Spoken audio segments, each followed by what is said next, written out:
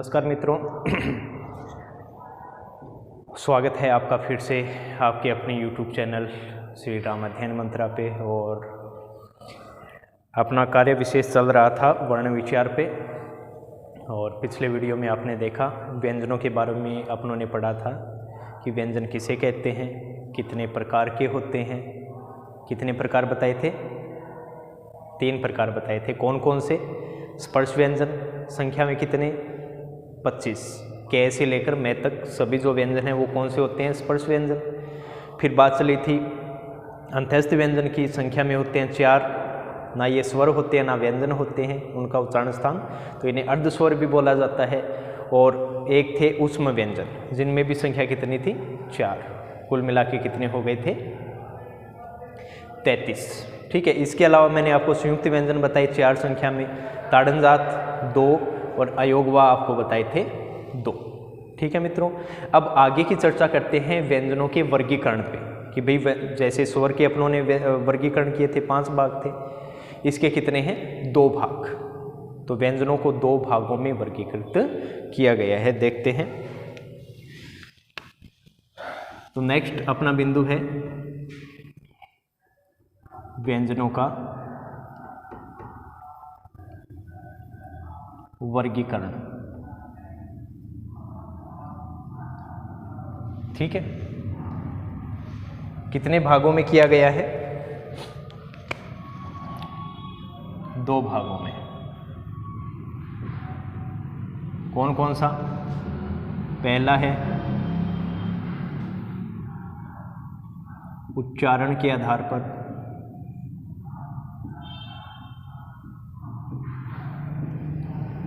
और दूसरा कौन सा है? प्रयत्न के आधार पर। प्रयत्न के आधार पर। ठीक है। ये 2 भागों में इसको विभक्त किया गया है। तो चर्चा करनी है अपने को सबसे पहले उच्चारण के आधार पर। ठीक है। तो पहली हेडिंग मैं लगा लेता हूं, उच्चारण स्थान के आधार पर।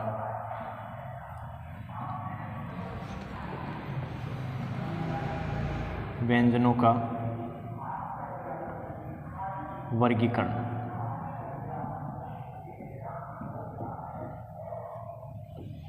मित्रों, आपको बता देता हूँ, प्रत्येक प्रतियोगिता में 2 या 4 नंबर का क्वेश्चन ज़रूर ही आता है। और ख़ासकर जो अब कर रहे हैं तो इसको गौर से ध्यान से देख लेना।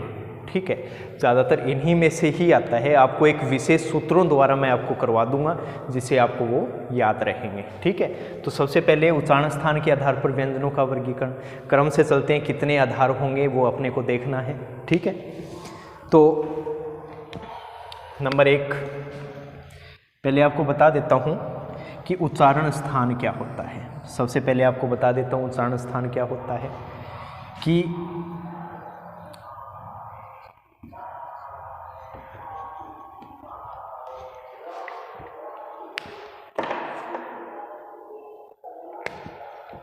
देखो क्या हो जाएगा कि प्रत्येक वर्ण है, प्रत्येक वर्ण हमारे वाग्यंतर, वाग्यंतर मतलब मुख के अंदर जो स्थान होते हैं, जैसे तालु हो गया, कंठ हो गया, मुर्दा हो गया, दांत, जैसे भी अपने वाग्यंतर हैं, प्रत्येक वर्ण हमारे वाग्यंतर के अवयव द्वारा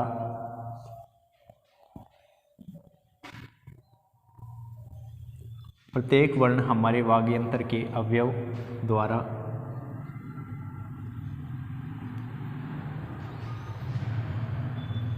प्रत्येक वर्ण का कर लेना मित्रों, प्रत्येक वर्ण का हमारे वाग्यंतर के अवयव द्वारा उच्चारण किया जाता है।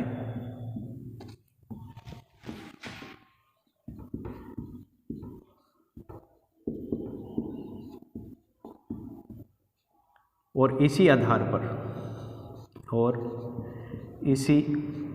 आधार पर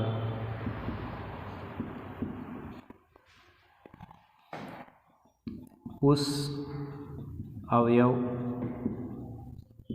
का नाम रख दिया जाता है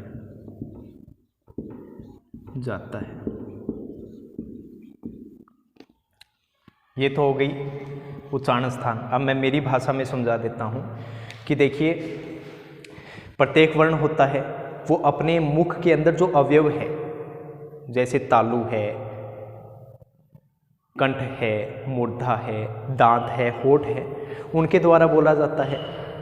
अब वे वर्ण जो किसी एक अवयव द्वारा बोले जाते हैं तो उन्हीं के आधार पे उनका क्या रख लिया गया, नाम रख दिया गया।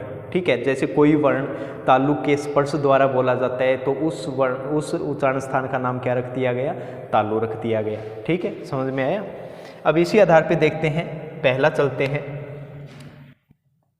पहला उच्चारण स्थान कौन सा है, कंठ। पहला उच्चारण स्थान कौन सा है, कंठ। इसका सूत्र दे देता हूं मैं, अकु है नाम कंठा, अकु है नाम कंठा। ये सूत्र हो गया, इससे आपको आसानी रहेगी। अब देखिए, वैसे अपने व्यंजनों का ही वर्गीकरण कर रहे हैं तो साथ साथ में स्वर भी इसमें चलता रहेगा। अकु है नाम कंठा। देखो, ए का मतलब क्या हो गया, दो स्वर हैं अपने पास, ए और आ। ठीक है, तो क्या आ जाएंगे, ए आ, किस में आ जाएंगे, कंठ में। मतलब ए और आ का जो उच्चारण स्थान क्या रहेगा, कंठ रहेगा।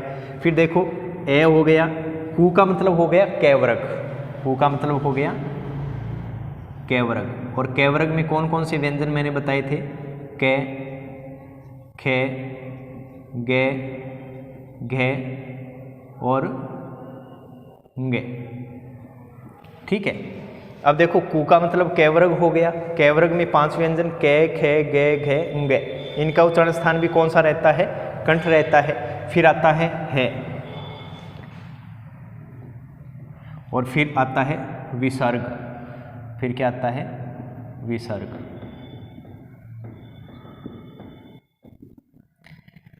है और विसर्ग का भी उच्चारण स्थान कौन सा रहेगा, कंठ रहेगा। तो सबसे पहले जो वाग् यंत्र है अपना, उसका प्रथम अवयव कौन सा है, कंठ। और कंठ से कौन कौन से व्यंजन या स्वर उच्चारण किए जाते हैं वो सूत्र के माध्यम से आ गया। ए का मतलब हो गया ए आ, कु का मतलब हो गया कैवर्ग, जिसमें मैंने व्यंजन लिख दिए हैं। और फिर है और विसर्ग, इसका भी क्या हो जाएगा, कंठा हो जाएगा। ये पहला उच्चारण स्थान अपना हो गया। ठीक है मित्रों, सरलता से समझ में आ जाएगा, 2-3 बार अभ्यास करेंगे तो समझ में आ जाएगा।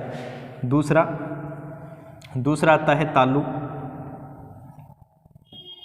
इसका सूत्र हो जाएगा इचु यशा नाम तालु, इचु यशा नाम तालु। तो दूसरा अवयव अपना कौन सा है, तालु, मतलब तालु हो जाएगा। ठीक है, अब भाई ई का मतलब क्या हो गया, ई और ई। ठीक है, चू का मतलब हो गया चैवर्ग, चू का मतलब क्या हो गया, चैवर्ग। और चैवर्ग में कौन कौन से व्यंजन आ जाएंगे, चे, छे, जे, झे और ये।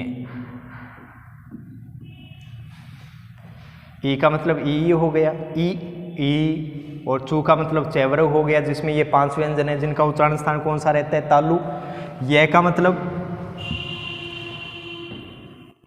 ये हो गया, शे का मतलब शे हो गया। ठीक है, तो ये जो जितने भी वर्ण हैं वो उनका उच्चारण स्थान कौन सा रहेगा, तालु। अब आप उच्चारण करके देख लीजिए, आपको पता चल जाएगा तालु ही क्यों।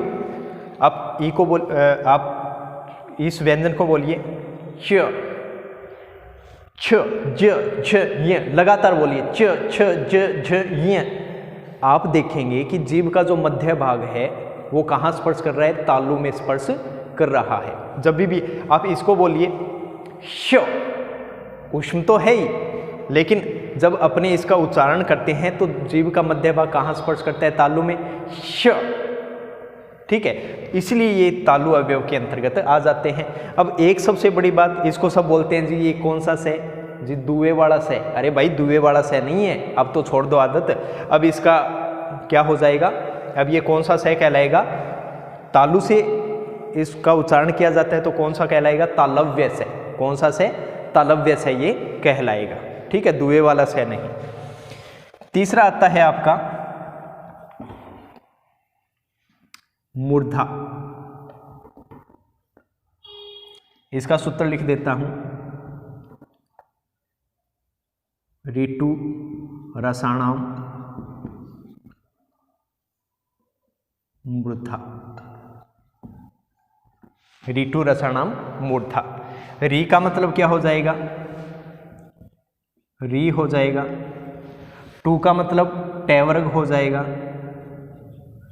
टैवर्ग में कौन कौन से व्यंजन बताए थे? टे, ठे, डे, ढे और णे। ठीक है, फिर रे का मतलब रे हो जाएगा। ये हो गया, टू हो गया, रे हो गया, और ये से का मतलब ये से। ठीक है, अब देखिए ये जितने भी वर्ण हैं इनका उच्चारण स्थान कौन सा रहेगा? मूर्धा रहेगा, क्योंकि अपने उच्चारण स्थान के ऊपर ही तो बात कर रहे हैं, साथ साथ में व्यंजन आ रहे हैं, स्वर भी चल रहे हैं। तो अब ये मूर्धा क्या होता है? आप जब वर्णों का उच्चारण करोगे तो अपने आप पता चलेगा, झक मरा के पता चलना पड़ेगा। कैसे? इसको बोलिए टे, ठे, डे, ढे, ने। बोल के देखिए लगातार, टे, ठे, दे, ढे, ने। जब आप इसका उच्चारण कर रहे हो तो आप देख रहे हो क्या कि जीभ का अग्रभाग ऊपर वाले दांतों के पीछे वाले मसूड़ों के क्या कर रही है? स्पर्श कर रही है। देखिए फिर से, टे, तो जीभ का जो अग्रभाग है कहाँ स्पर्श कर रहा है? ऊपर वाले दांतों के पीछे वाले मसूड़ों पे स्पर्श कर रहा है, और जहाँ स्पर्श कर रहा है वो स्थान कौन सा कहलाएगा? मूर्धा स्थान कहलाएगा। टे, ठे, डे, ढे, ने, काको का की ने लड़े। ठीक है, और फिर बात करते हैं, देखो भाई विशेष क्या है। अब ये जो से है, ये से है, इसको क्या बोलते हैं? षटकोण वाला से है जी। और कई कई तो बोलते हैं जी पेट पाड़ियों से है। भाई इसके पेट में ये चीरा लगा हुआ है ना, इसलिए इसको बोल देते हैं पेट पाड़ियों से। नहीं, अब ये से कौन सा से कहलाएगा? मूर्धन्य से कहलाएगा या मूर्धा से कहलाएगा, क्योंकि इसका उच्चारण स्थान कौन सा है? मूर्धा है। समझ में आई बात? ये तो से कौन सा हो जाएगा? ये मूर्धा वाला हो जाएगा। तो ये अंतर करना सीखो, ये द्वितीय वाला से नहीं, ये तालव्य से, ये से मूर्धन्य से। आप जब इसका उच्चारण करो तो जीभ के अग्रभाग को पहले लगा लो मूर्धा स्थान पे, फिर उसका उच्चारण करो से, तो वो सही होगा। ठीक है, चौथा है उच्चारण स्थान अपना दंता। चौथा कौन सा है? दंता। अब इसके अंदर दादाजी का नाम याद रख लो, सूत्र के अंदर क्या दिक्कत है लिख लो, तुलसाराम दंता। तुलसाराम दंता। ठीक है, वैसे ही देखो तू का मतलब क्या हो जाएगा? तैवर्ग, और तैवर्ग में कौन कौन से व्यंजन आते हैं? ते, थे, दे, धे, ने। कौन कौन से आ गए? ते, थे, दे, धे, ने। फिर देखो ले दे रखा है तो यहां लिख दो ले। फिर यहां दे रखा है से, सा का मतलब यहां क्या हो जाएगा? से। अब देखो ये जितने भी वर्ण हैं इनका उच्चारण स्थान कौन सा है? दंता। कौन सा है? दंता। भाई दंता कैसे हुआ? तो देखो आप इनका उच्चारण कीजिए लगातार, ते, थे, दे, धे, ने। ते, थे, दे, धे, ने। तो जीभ का अग्रभाग कहाँ स्पर्श करेगा? दांतों के स्पर्श करेगा, इसलिए इसका नाम क्या है? दंता। क्या है? दंता। ते, थे, दे, धे, ने। आया होगा समझ में। फिर बात करते हैं इस से की। भाई ये कहते हैं स्लेट वाला से है जी। अरे भाई स्लेट वाला से नहीं है, ये कौन सा से कहलाएगा? दंते से कहलाएगा। अब इन तीनों से के अंदर आपको अंतर समझ में आ गया होगा कि ये से कौन से होते हैं। अब इसका भी उच्चारण करो तो पहले जीभ के अग्रभाग को दांतों में लगा लो, फिर उच्चारण करो से, ये होगा सही। ठीक है, ये चार भाग हो गए। अब चलते हैं पांचवें भाग पर। ये होता है ओष्ठ। ओष्ठ का मतलब होठ, ठीक है। और इसका सूत्र रहेगा उप आते हैं ओष्ठ में, उप आते हैं ओष्ठ में। सूत्र लिख लिया। वैसे ही देखो ऊ का मतलब क्या हो गया, ऊ, ऊ। और फिर पै का क्या हो गया, पै का मतलब पैवृग हो गया। क्या लिखोगे, पैवृग। और पैवृग में कौन कौन से व्यंजन बताए थे, पै, फै, बै, भै और मै, ठीक है। तो ये जितने भी वर्ण हैं इनका उच्चारण स्थान कौन सा रहेगा, ओष्ठ मतलब होठ। कैसे रहेगा उच्चारण करके देखिए, पै, फै, बै, भै, मै। होठों का ही प्रयोग होगा, होठों का ही स्पर्श होगा, इसलिए इनको क्या बोलते हैं, ओष्ठ अवयव को क्या बोलते हैं, ओष्ठ बोलते हैं। बै, फोर, बक्कल, डी हो गया, क्लियर है। तो ये 5 अपने पास हो गए। आगे चलते हैं। छठा अपने पास रहेगा, छठा अपने पास रहेगा नासिका, जिनका उच्चारण स्थान कौन सा है, नासिका। नासिका के लिए सूत्र याद करने की जरूरत नहीं है, बस इतना याद रखिए कि प्रत्येक वर्ग का पंचम वर्ण,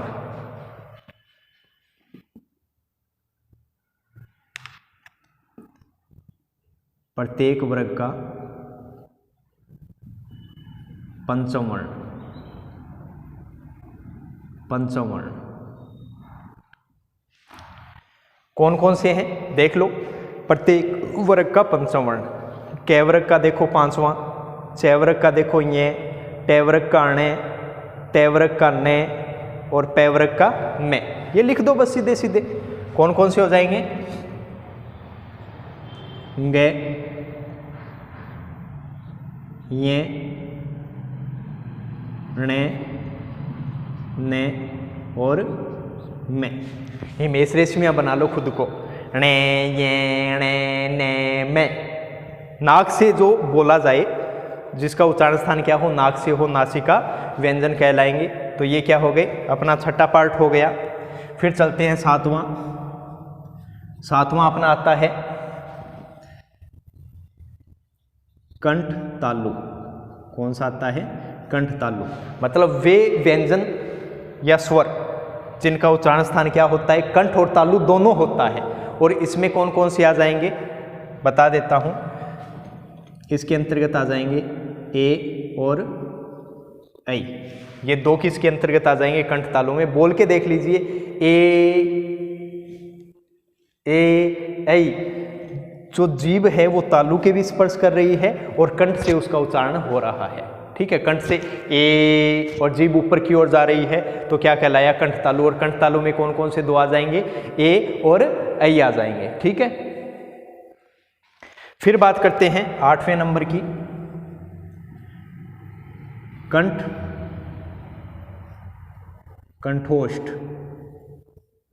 कंठोष्ठ का मतलब कंठ और ओष्ठ, मतलब ऐसे वर्ण जिनका उच्चारण क्या हो, कंठ और ओष्ठ, कंठ से और होठ दोनों से हो। कौन सा होगा बता देता हूं, ओ और औ, ओ और औ। उच्चारण करके देखिए, ओ, होठों का भी प्रयोग कर रहे हैं और कंठ से उसका उच्चारण हो रहा है। ओ, औ हो रहा है या नहीं हो रहा। और ज़्यादा भी मत करना वरना गली के कुत्ते भी साथ में लग जाएंगे। ओ, ऐसा कुछ भी नहीं करना है। और सीधी सी बात है जी, क्षेत्रीय भाषाओं का प्रभाव रहता है तो भाषा में ऐसे वर्ण आए बिना रहते नहीं, ऐसी भाषा का लहजा आए बिना रहता नहीं, तो उससे परेशान मत होइए। आप सीधे इन चीज़ों पे अपना ध्यान रखिए। और हमारा किसी की भावनाओं को ठेस पहुंचाने का उद्देश्य नहीं है, सिर्फ मनोरंजन के लिए ये चलता है, ठीक है। और अंतिम आपका आता है दंतोष्ठ। मतलब ऐसे वर्ण जिनके उच्चारण में प्रयोग किसका होता है, दंतोष्ठ मतलब दांत और ओष्ठ का, और इसके अंतर्गत कौन सा आ जाता है, व। कौन सा आ जाता है, व। बोल के देखिए, व व। अगर इसका सही उच्चारण देखें तो जीभ के पहले दांतों के जीभ का अग्र भाग स्पर्श कीजिए, फिर उसको उच्चारण कीजिए, जैसे व। तो इसमें होठों का भी प्रयोग होगा और दांतों का भी प्रयोग होगा। तो ये तो हो गए उच्चारण स्थान के आधार पर व्यंजनों का वर्गीकरण। कितने भागों में है, 9 भागों में। और अगले वीडियो में अपने प्रयत्न के आधार पर व्यंजनों का वर्गीकरण देखेंगे और उसके पश्चात आपका वर्ण विचार भी पूरा होगा और उसके पश्चात अपने संधि शुरू करेंगे जो आपके बहुत काम आएगी और आपको ज़्यादा से ज़्यादा उदाहरण देकर ज़्यादा से ज़्यादा समझाने की कोशिश करूँगा। यदि आपको वीडियो पसंद आता है तो प्लीज़ लाइक, शेयर और सब्सक्राइब कीजिए। जय हिंद मित्रों, जय भारत।